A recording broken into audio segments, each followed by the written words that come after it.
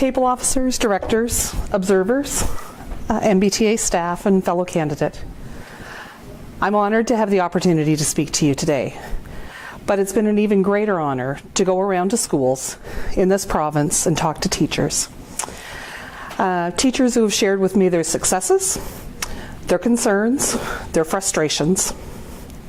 I've spoken to teachers who are doing incredible things in their classroom and are eager to share those successes with anyone who pops by their classroom. I've spoken to others who aren't quite aware of how the system works and just want some answers or to know who to talk to get answers. The most common conversation I've had, though, is the one with teachers who are frustrated.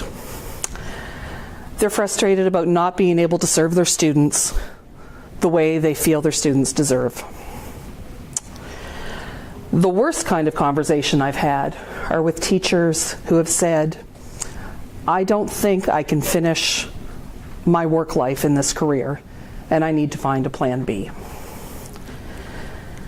I know that each and every one of you have had those conversations with teachers. You might have been on the receiving end of those conversations, or you might have initiated those conversations. I'd like to take a moment to thank our current president for all the work he's done on promoting the need for mental health support in our schools. This is a battle we can't afford to lose. Our students need mental health and behavioral supports desperately. K-12, this is a major concern of almost every teacher that I've spoken to.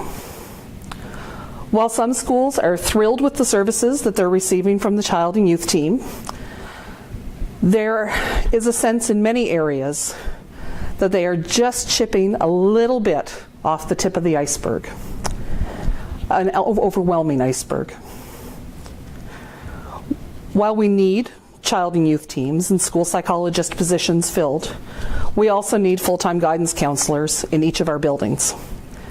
These are trained professionals that are skilled in developing preventative programming. They can develop therapeutic relationships with students in small groups and one-on-one before they become a huge behavioral issue. The current counselor-to-student ratio is insufficient to meet the growing needs emotionally and behaviorally that we are seeing in our classrooms every day. Counselors are an important part of a well-functioning school. A positive learning and working environment is essential for students to do their very best. It is also crucial for teacher wellness and effectiveness. The other area of support needed is in the area of academics. Objectives 3 and 4 in the current education plan state that they want to improve literacy and numeracy skills for all learners.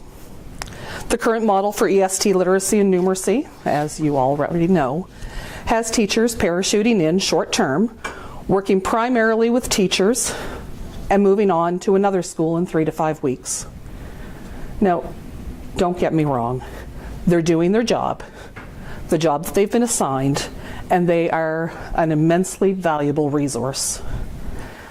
However, it does not provide classroom teachers with more hours in the day, more hands, ears, or eyes to help deal with their students' needs. I've been around long enough to remember when every school in my district had a full-time literacy teacher working hands-on with students. Our provincial test scores for literacy at the elementary level, for whatever they're worth, showed somewhere around a 94% success rate. The current goal is a 90% success rate. This doesn't seem like rocket science to me. To quote one teacher I spoke with, what I need more than anything else is time.